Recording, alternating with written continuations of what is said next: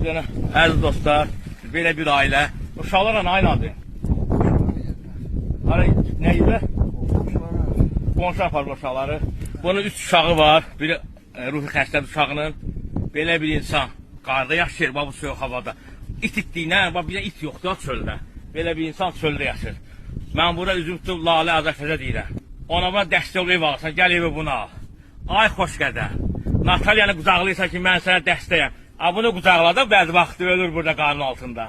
Buna dəstək ol da, hamı takip atsın.